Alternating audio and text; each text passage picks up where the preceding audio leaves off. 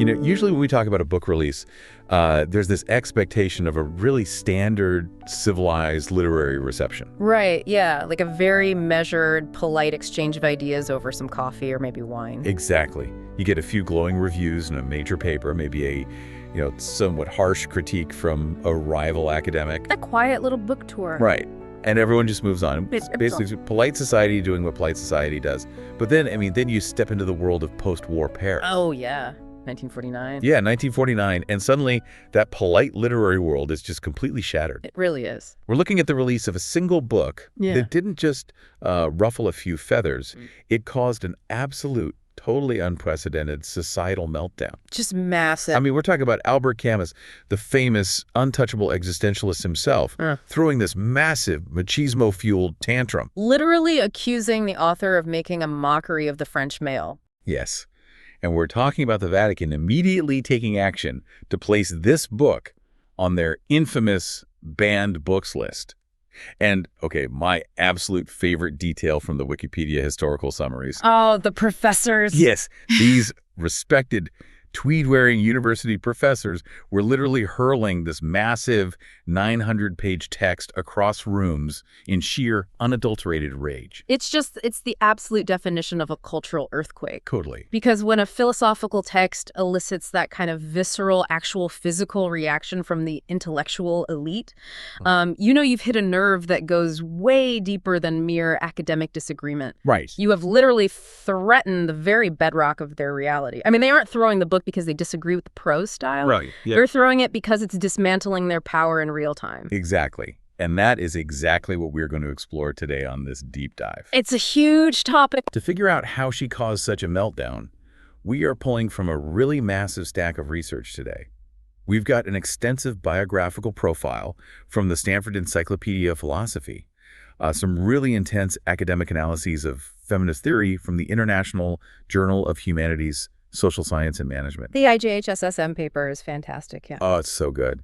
We've also got deep dive papers from UCLA on modern feminist debates, historical timelines from Wikipedia, and some thematic breakdowns from SparkNotes, just to keep the huge arguments grounded. Right, because we really want to understand the mechanics of it. We aren't just looking at the history. We want to understand how her philosophical frameworks, which were written, over 70 years ago, how they actually work. Our whole mission here is to unpack the revolutionary arguments of that exact 900-page masterpiece, Simone de Beauvoir's The Second Sex, and to see why those frameworks are still sparking fierce, cutting-edge debates in the 21st century. It's a massive journey to take. It is. But before we dive in, I want you, yes, you listening to this right now, to just think about your own life for a second.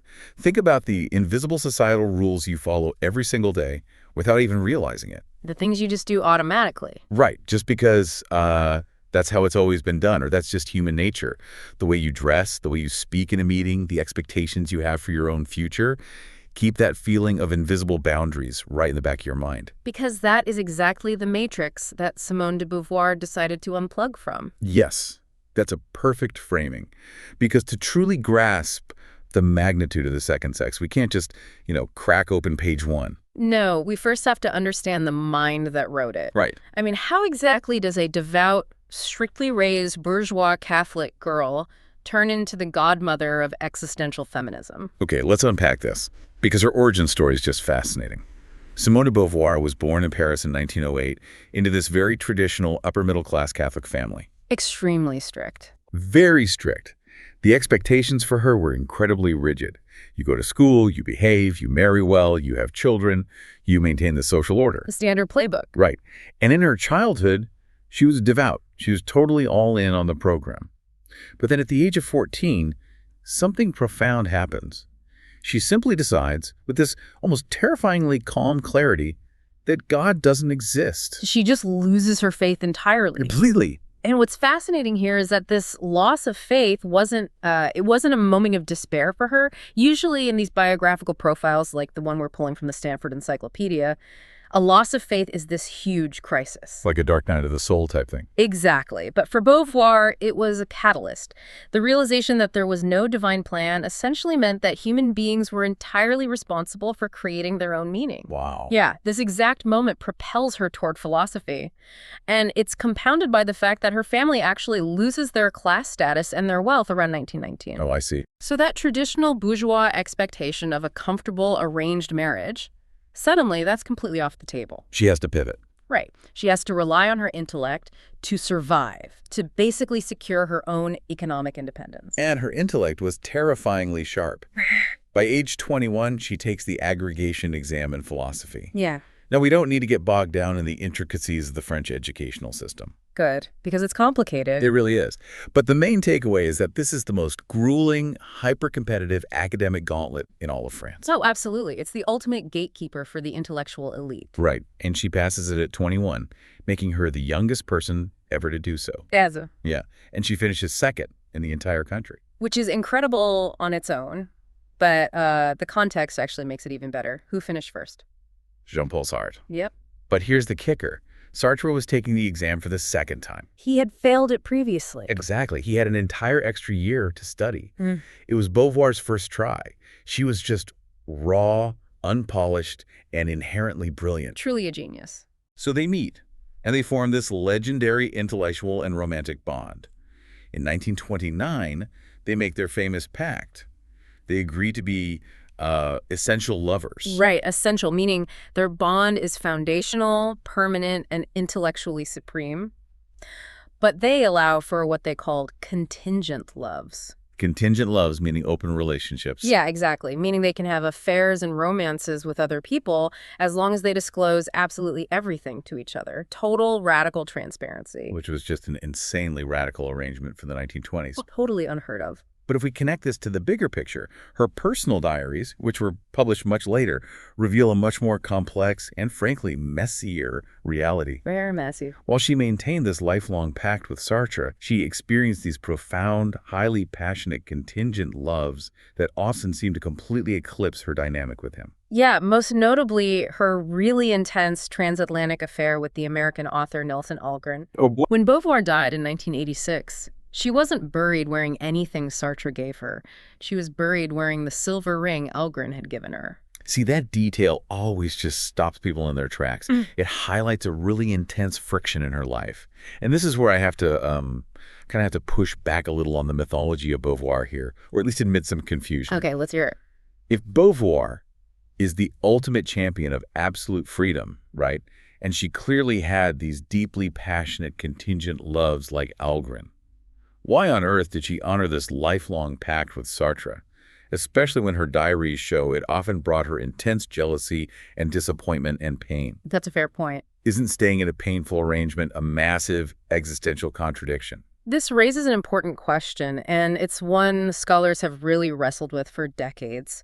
Is it a contradiction? Perhaps on the surface. But existentialism doesn't actually demand perfect robotic consistency. Okay. It completely acknowledges the messy ambiguity of human life. You have to remember, Sartre was her intellectual anchor. Their minds were inextricably linked. They edited each other, they challenged each other, they built entire philosophical systems together. Honoring the pact, even when it was painful, was a choice she continued to actively make because she valued that intellectual partnership above all else. So it wasn't a trap? No, it wasn't a trap. It was a daily recommitment, which is a very existential way of living. That makes sense. But to really understand her evolution, how she goes from this brilliant, somewhat detached student to a complete revolutionary, we really have to look at the historical event that truly forged her philosophy, which is World War II. Oh, absolutely. The Nazi occupation of Paris in 1940. Because up until that point, according to her own autobiography, she viewed life with a kind of carefree, untethered attitude. Yeah, very much. She had her independence, her teaching, her writing, her cafes. She was brilliant and relatively untouched by the heavy grit of the world. Exactly. Her early philosophy was very rationalist and voluntarist. Voluntarism is basically the idea that the human will is the ultimate driving force. Like mind over matter. Basically, if you just have enough willpower, you can be entirely free. You can simply choose your way out of any mental or social bind. Right. But the occupation shatters that completely. When hostile troops are marching down your streets, when a fascist regime dictates what you can even publish, when your Jewish friends are suddenly disappearing into camps, you cannot just will yourself to be free. Yeah, real power doesn't stop a tank. Exactly. The physical, brutal reality of the occupying army physically prevents it. That shift is so profound to me. It makes me think of like a video game analogy. Oh, okay. Let's hear it. It's like her childhood and her 20s were played in the tutorial mode Yeah. of a video game. You know what I mean? The rules are fixed, the environment is super controlled, and you aren't truly responsible for the heavy consequences of your actions. You can just kind of explore safely. Right. But then the war happens, and suddenly the game shifts into full open world survival mode. There are terrifying real threats, no clear path, absolutely no safety nets. And you have to take absolute responsibility for every single choice you make. And that level of responsibility is just terrifying. That's actually a brilliant way to conceptualize it, because the terror of that open world is exactly what leads many people to seek the comfort of what existentialists call bad faith. Bad faith, right. Yeah, bad faith is the denial of your own freedom. It's pretending you're an object rather than a subject. It's saying things like, I have no choice but to follow orders, or I'm just a product of my environment, or I have to do this because it's my job. To pass in the buck. Exactly. It's a defense mechanism against the anxiety of absolute freedom. But Beauvoir doesn't retreat into bad faith. Instead, she looks at the reality of the occupation, and she develops this profound new philosophical concept, which she calls situated freedom. Situated freedom. Okay, let's break that down. What's the actual mechanism of that? How does it differ from just, regular freedom? Well, it's the realization that our choices, our capacity for actual agency, are deeply constrained by the physical, historical, and social realities we live in. Okay. You are radically free to choose, yes, but you must choose from within the specific situation you are thrown into. You cannot act independent of your context. Right. She explores this in her wartime essays. She realizes that you cannot just be free in a vacuum. Your freedom is inherently tied to the freedom of others. And if an oppressive force is dictating your situation, like, say, a Nazi occupation, your freedom is materially, objectively limited. So you can still choose how to react to the oppression. Yes, but you cannot simply will the oppression away. I see. So the war teaches her that abstract philosophical freedom is basically completely useless if your physical circumstances are a literal cage. Precisely. And this realization that circumstance dictates our ability to use our freedom, that we are grounded in physical realities, that is the exact philosophical bedrock that she is about to take and apply to a completely different kind of cage. Which leads us to a specific cafe in Paris right after the war. Yes. The year is 1946. We are at Le Deux Magots, which is this famously smoky intellectual cafe in Paris. Beauvoir is sitting there, and she's trying to figure out what to write next. She originally wanted to write an autobiography. Right. So she starts reflecting on her own life, applying this new lens of situated freedom. And she asks herself a seemingly simple, almost innocent question. What has it meant to me to be a woman? And it is a question that literally changed the course of history. Because at first, she thought the answer was nothing. She initially thought, well, I'm an intellectual. My gender hasn't stopped me from passing the aggregation or writing or philosophizing. I'm an equal to Sartre. Right, she thought she was the exception. Exactly. But the more she actually looked around, the more she realized that the entire world she was operating in, the literature she read, the laws she abided by, the social customs, the very language she used was entirely, undeniably masculine. She realizes that the neutral default of humanity is not actually neutral at all. It is male. As the source material from the IJHSSM points out, she identifies the foundational premise of all human history up to that point.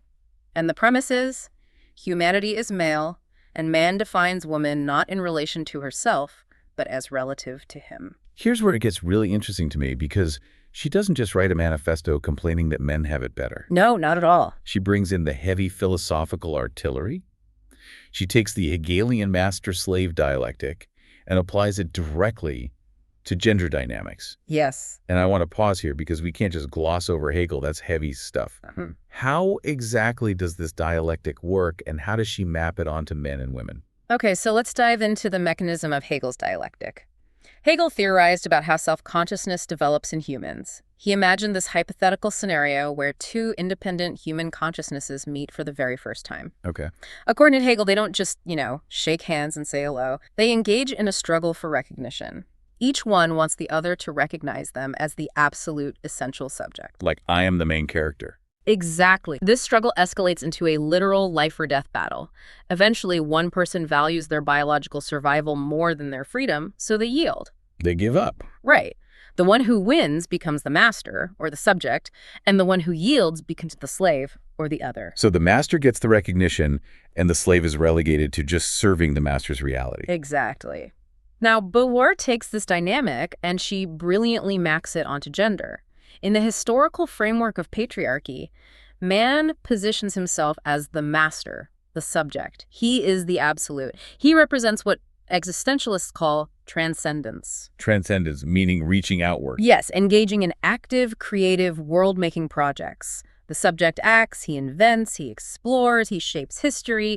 He basically projects his will onto the future. So if man is the absolute, out there building bridges and shaping history, I'm assuming woman is forced into the role of the audience.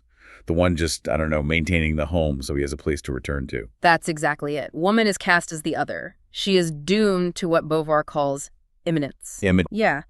Immanence is the exact opposite of transcendence. It is inwardness, passivity, repetition. It's the static realm of basically maintaining life rather than creating meaning. The subject goes out and builds a bridge. The other stays home, sweeps the floor, cooks the meal, and waits for the subject to return. The subject is the protagonist. The other is the supporting character. Perfectly said. But wait, let me interrupt, because history is full of oppressed groups, right? Slaves, colonized peoples, lower economic classes. They were all treated as the other by whoever held power. The Romans did it. The British Empire did it. How is women's situation uniquely different from those forms of oppression in Beauvoir's eyes? What's fascinating here is Beauvoir's concept of the inessential other. This is completely crucial to her entire argument. When you look at oppressed races or colonized peoples or religious minorities, they usually have a shared history, a shared culture, and most importantly, a distinct community to rally around. Right. They have their own language or territory. Exactly. They can look at each other and say, we are a we, and they are our oppressors. They have a boundary separating them from the people holding them down. But women do not have that separate, autonomous history. Because they live in the exact same houses as their oppressors. Exactly. Beauvoir calls this a primordial Mitsein, an original togetherness. Women are dispersed among the men of their own race, their own class, and their own nationality. They are inextricably linked to men biologically, economically, and emotionally. That makes so much sense. A bourgeois white woman in 1949 feels vastly more loyalty to and identification with a bourgeois white man than she does with a working-class black woman. Because women are dispersed and tethered to their oppressors through intimate familial bonds, they don't form a unified we. Wow. And because they don't have that separate community, rebelling as a united front becomes incredibly, almost impossibly difficult. They bypass the whole life or death struggle Hegel talked about because they are literally born already tethered to the master. Precisely. They are born into a state of dependency. Which brings us to the most famous line of the entire 900-page book. Yeah. The thesis statement that practically launched second-wave feminism. One is not born, but rather becomes a woman. Let's just let that hang in the air for a second. One is not born, but rather becomes a woman. It is a stunning phenomenological breakthrough. What she's stating here is that femininity, the passivity, the submissiveness, the nurturing instinct, the obsession with beauty is not a biological destiny. It's hardwired. No, it is not an innate essence coded into your DNA. It is a social construction. I always think of this like being cast in a movie without ever being allowed to see the script. Oh, I like it. Right, from the literal day you are born, the director, the camera crew, the costume department, your co-stars, meaning society as a whole, they constantly steer you into playing the sidekick. Yes. They swaddle you in pink, they tell you to be quiet and polite, they hand you a baby doll to practice motherhood, while they hand your brother a toy hammer to practice building. Shaping the roles immediately. Exactly. And they do this so relentlessly, day in and day out, for so many years, that by the time you are an adult, you genuinely believe that being the passive sidekick is your actual natural personality. You completely forget you were ever forced into the role to begin with. That is a fantastic analogy for what Beauvoir calls socialization. Society takes biological facts, like reproductive organs, and overlays them with massive cultural myths until the biology and the myth become completely indistinguishable to the average person. They just blend together. Completely. But to prove this, to prove that women are made and not born, Beauvoir knew she couldn't just rely on abstract philosophy. She couldn't just sit and lay doom and go, drink her coffee, and theorize. No, obviously. Because if you're going to dismantle the entire foundation of human history, you have to bring the receipts. You really do. She had to forensically dismantle the scientific, historical, and psychological facts that had been used for centuries to justify patriarchy. And that forensic dismantling is exactly what makes up the overwhelming bulk of the second sex. And it is a massive undertaking. The book is divided into two main volumes. Volume 1 is titled Facts and Myths, and Volume 2 is Lived Experience. We really need to spend some time here, because this is where she takes a sledgehammer to the intellectual pillars of 1949. She leaves no stone unturned. Let's dive into Volume 1. She takes on everyone. She takes on biology, she takes on Sigmund Freud's psychoanalysis, she takes on Karl Marx and Friedrich Engels. Let's start with biology, because that's always the baseline argument for inequality, right? Yeah. The argument basically goes, men are biologically, physically stronger, therefore it is natural for them to dominate. How does she dismantle that? Well, she doesn't deny the biological differences, because that would be absurd, but she questions the meaning we assign to those differences. Beauvoir looks at this and asks, why is upper body physical strength the ultimate metric of human value? In a modern society, brute strength is largely irrelevant to intelligence or leadership or creativity. She points out that if we decided to measure biological superiority by longevity instead of muscular power, women would be considered the superior sex, as they statistically live longer and survive childhood illnesses at higher rates. That is such a profound shift in perspective.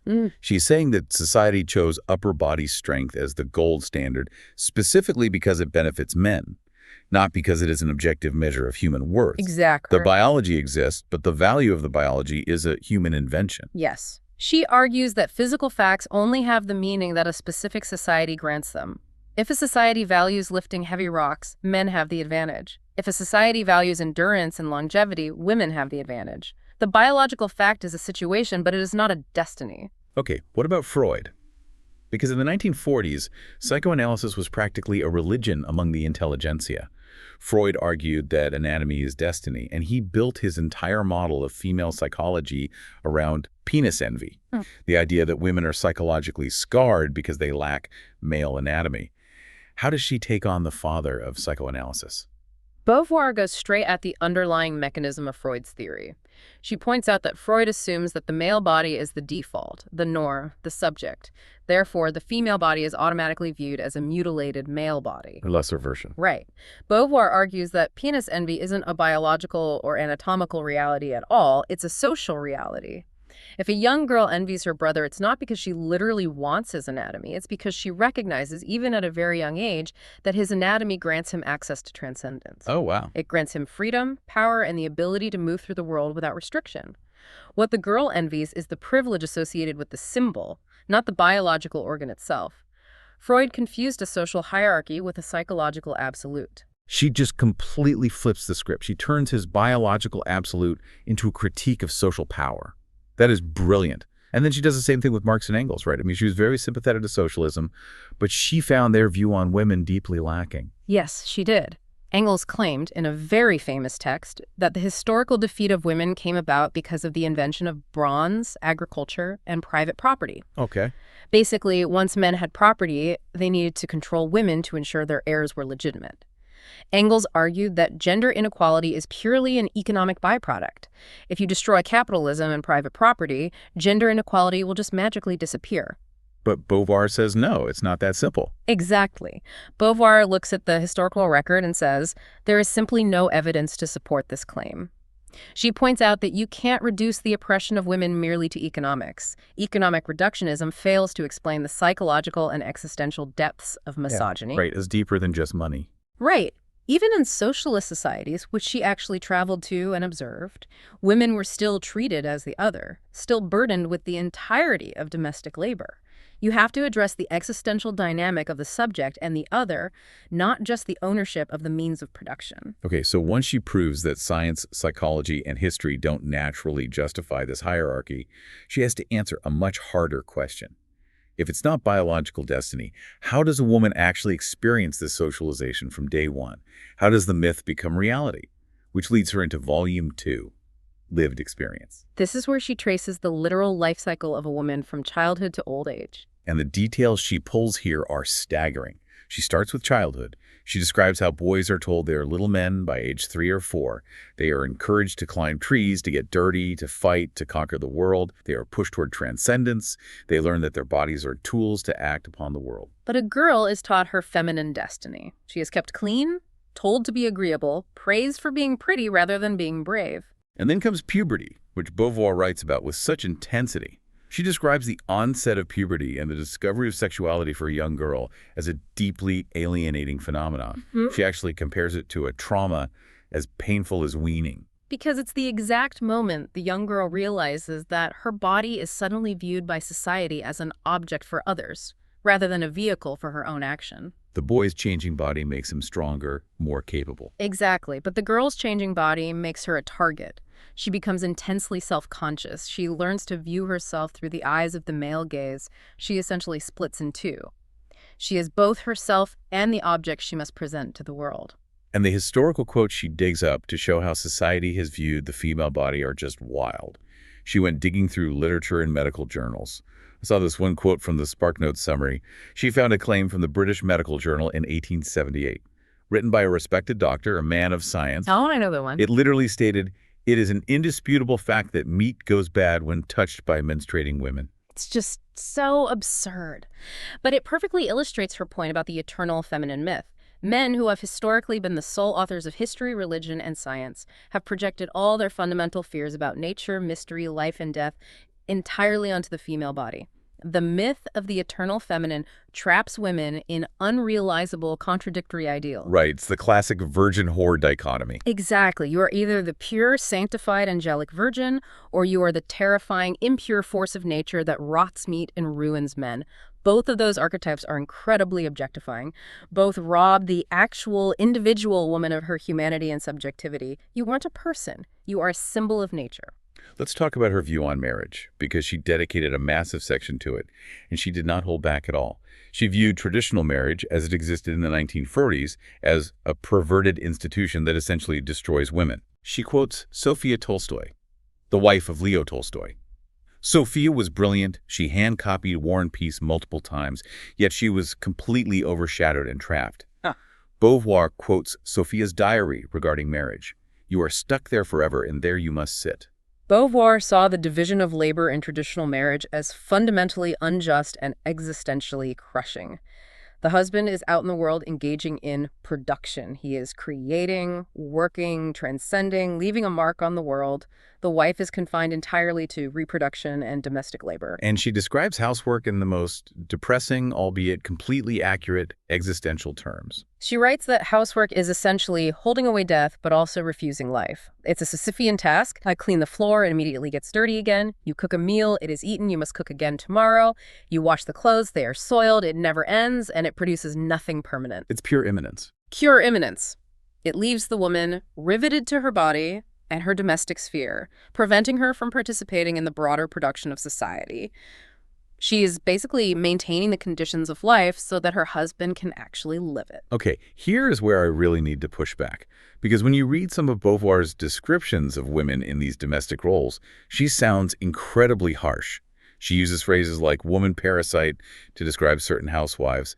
She argues that women often derive satisfaction from their role as the other. She says the highest form of freedom for some of these dependent women is just stoic defiance or skeptical irony, basically just being secretly bitter while letting the man pay for everything. It's a tough pill to swallow, for sure. Isn't she essentially blaming women here? Is she saying it is their fault for choosing the cozy comfort of the serious world over the terrifying anxiety of real freedom? If we connect this to the bigger picture, we really have to look at her existential framework layered with a very practical Marxist understanding of economics. It's a critical reframe. Yes, she is critiquing what existentialists call bad faith, the act of deceiving oneself into thinking one has no choice. She does not let women completely off the hook, Okay. but she possesses immense empathy for the logistical, economic, and physical hurdles women face. How does that empathy manifest exactly? Because woman parasite doesn't sound very empathetic to me. The term is definitely harsh, but it's diagnosing a structural disease, not a personal failing. She understands that society has completely rigged the game. If you legally deny women education, if you ban them from certain professions, if you pay them a fraction of what men make, if you stigmatize unwed mothers and criminalize birth control and abortion, which, by the way, she vehemently argued against, putting herself at huge legal risk in France. Wow. Yeah. If you do all that, then choosing the happiness of submission in a marriage isn't entirely a free, uncoerced choice. It is a survival mechanism. So it's not bad faith if the alternative is literal starvation or social exile. Exactly. If society makes independence impossibly difficult, you cannot entirely blame the individual for retreating into the gilded cage of marriage. The cage is comfortable, and the world outside is hostile.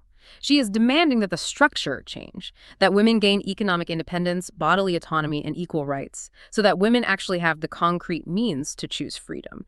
Because until women are economically independent, any talk of existential freedom is just empty theorizing. Wow. Okay, that makes a lot of sense. So she writes this monumental 900-page takedown of the entire patriarchal structure of human history. She backs it up with biology, literature, psychoanalysis, sociology, and historical documentation. The book hits the shelves in 1949. What happens next? Well, when you systematically dismantle the foundation of a patriarchal society, society fights back with everything it has. The shockwaves were immediate and massive. It sold 22,000 copies in a single week in France alone. That is blockbuster numbers for a dense philosophical text. But the backlash was ferocious. We talked about Camus and the professors throwing books at the very beginning of our deep dive, but went all the way up to state and religious levels. Oh, yeah. The book was officially banned in France's Spain. It was placed on the Vatican's Index Librorum Prohibitorum, their official list of prohibited books. It was considered an absolute affront to decency, morality, and the natural order. And yet it transcended all those bans. It became an underground sensation. It traveled across borders and became the starting inspiration point for what would become second-wave feminism. But there is a massive tragedy in the distribution of this text, specifically for the English-speaking world. Yes, the translation tragedy.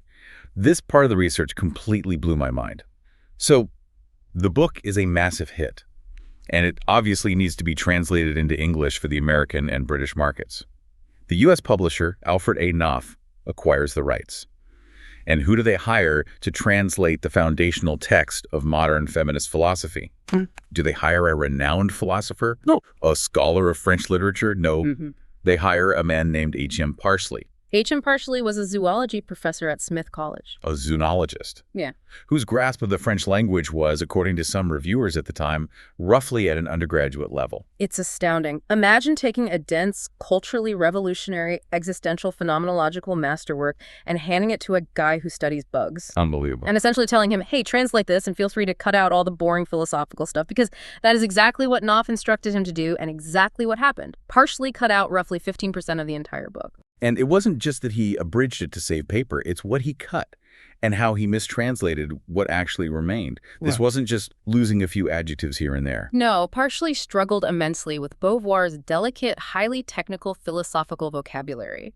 For instance, he completely confused her French terms for sex and gender. Which is literally the entire point of the book. Precisely. He totally failed to capture the nuance of her argument that gender is a social construct layered over biological sex.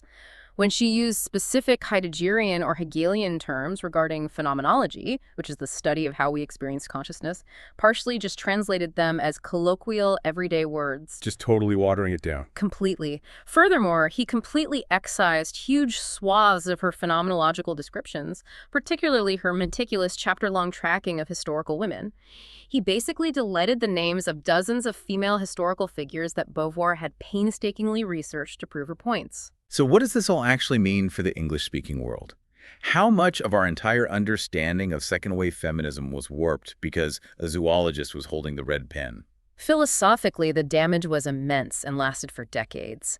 Without the rigorous existential and phenomenological framework that partially removed, Beauvoir didn't sound like a meticulous philosopher carefully building an airtight ontological argument. She just sounded angry. Exactly. To many English readers, she just sounded like an angry, repetitive cultural critic. Her status as a true philosopher was obscured in the English-speaking world for over half a century. It wasn't until 2009, 60 years later, that Constance Board and Sheila Malevany-Chevalier finally released a fully restored, unabridged, faithful translation that accurately captured her philosophical rigor. 60 years of reading a butchered text. It really is a crime against literature. But, okay, let's fast forward to the present day. We have the restored text. We can read exactly what she wrote, the exact way she intended it to be read. But the question remains, is a book written in 1949 about the society of 1949 still equipped to handle the complexities of the 21st century? This brings us to the fascinating UCLA paper we reviewed and the broader contemporary academic debate. Feminism has evolved drastically since Beauvoir's time. She inspired the second wave in the 60s and 70s, which focused heavily on legal equality, reproductive rights, and workplace discrimination. Right. But then came the third wave in the 1990s, introducing intersectionality, the understanding that race, class, and sexuality overlap with gender to create unique modes of oppression. And now we are in the fourth wave, characterized by digital activism, the hashtag #MeToo movement, and a deep, fundamental deconstruction of the gender binary itself. Right. And the UCLA paper highlights this massive clash between modern theorists over how to read Beauvoir today. On one side, you have Judith Butler, an absolute titan of modern gender theory. In 1988, Butler writes this groundbreaking essay basically using Beauvoir to argue that gender is entirely a performative act. Now, we hear the word performative a lot today, usually meaning fake or just for show. But how does Butler actually mean it here, and how does she connect it to Beauvoir? That's a great distinction to make. In linguistics, a performative utterance is a sentence that actually does the thing it describes. Like a judge saying, "I pronounce you married."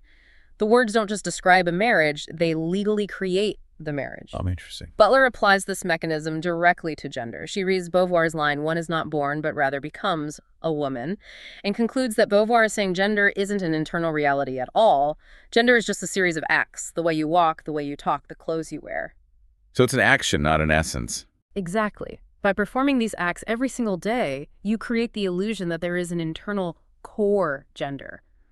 Butler argues that doing gender is what actually creates the category of gender, and she heavily credits Beauvoir for laying the groundwork for this idea. So Butler uses Beauvoir to say that gender is essentially a script we are acting out, and if we just act differently, we can break the binary entirely.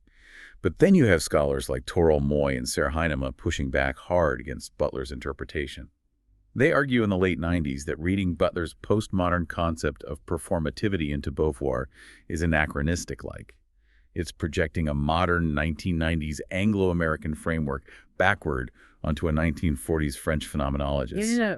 Moy and Heinemann argue that Beauvoir never discounted the biological body entirely. Exactly. They argue that Butler goes way too far in divorcing gender from biology. For Beauvoir, the biological body is not just a blank canvas that society paints on, nor is it just a costume you can easily take off. Right, I read this great analogy for their pushback in the research. It's like comparing the biological body to a musical instrument, like a violin. Butler is basically saying the music, which represents gender, is just the act of playing. The music is entirely in the performance. But Heinemann and Moy argue that Beauvoir would say, yes, the music is an act, but you still absolutely have to account for the specific physical shape of the violin. Oh, that's really good. The biological reality of the violin dictates what kind of music can be played, how it resonates, how it is held. You can't just ignore the wood and the strings. That is a perfect analogy. Because for Beauvoir, the body is a situation. It is a lived physical reality that we experience and that heavily shapes how we interact with the world. Menstruation, pregnancy, physical strength. These are real biological facts. She wasn't saying the biological body doesn't exist. She was saying the meaning and the hierarchy attached to that body are determined by society. Right. But the physical reality of the body still absolutely grounds our experience. You can't just perform your way out of a biological reality in Beauvoir's framework. It's a nuanced but absolutely vital distinction in feminist phenomenology. And there's another major critique of Beauvoir from modern theorists, which we have to address, her lack of intersectionality. Right. Critics point out that The Second Sex is overwhelmingly written from the perspective of a white, bourgeois European woman. She generalizes her own experience and largely ignores the specific compounding oppressions faced by women of color, working-class women, or colonized women around the globe. That critique is entirely valid, and it's a necessary evolution of feminist thought. In The Second Sex, she does center the white middle-class experience as the default. However, her philosophical thought didn't just end in 1949. She actually evolved quite a bit. Oh, really? How so? Well, through her close friendship with the Black American author Richard Wright and her extensive travels across the U.S., which she detailed in her book, America Day by Day, she became acutely aware of systemic racism. She took her concept of the other and applied it directly to race relations in the United States, confronting segregation and the violence of white supremacy.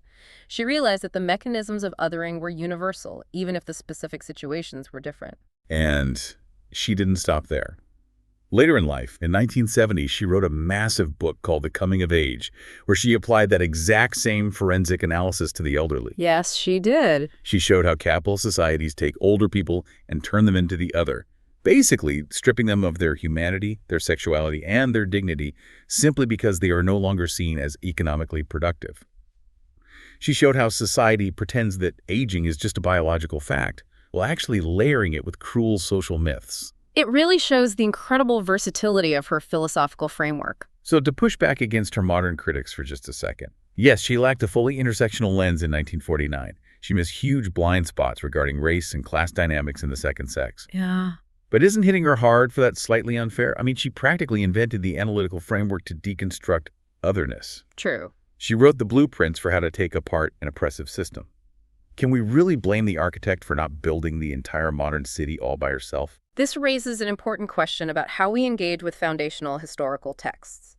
Acknowledging her silences on race, colonialism, and class dynamics in The Second Sex doesn't diminish her legacy. In fact, I'd say it renews it. It keeps the text alive.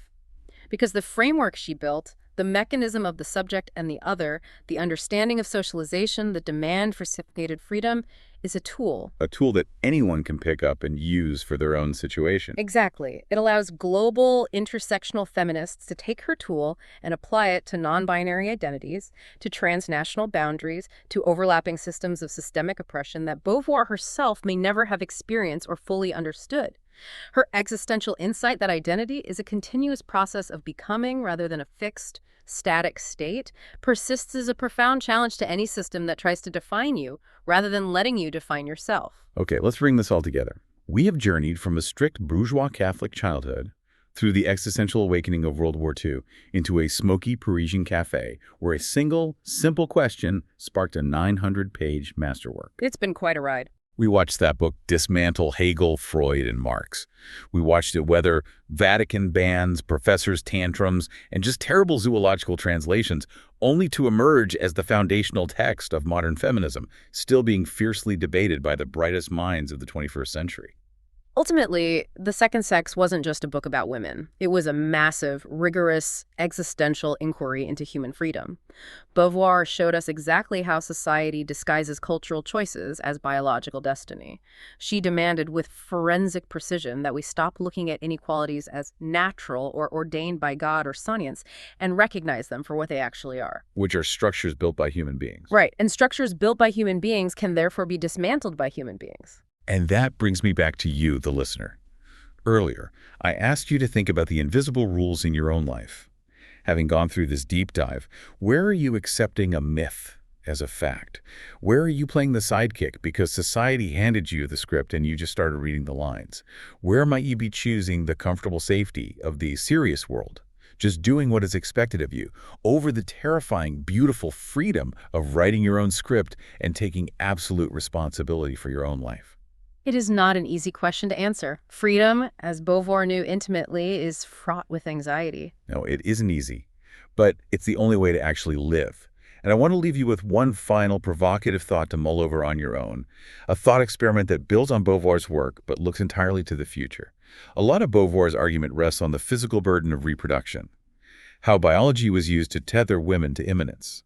So imagine a point in the near future where advanced technology eventually fully decouples human reproduction from the female body, say through the widespread use of artificial wombs. If the biological burden of reproduction is completely removed from the equation, how would Beauvoir's concept of the other survive? Would gender hierarchies finally organically collapse just as she envisioned? Or would human beings simply invent entirely new non-biological myths just to maintain a hierarchy of power? A chilling and endlessly fascinating question. It really is. Think about it. Think about the professors hurling books across the room in 1949. They weren't angry about biology. They were angry about losing power. Maybe the rules aren't as visible or as natural as we think.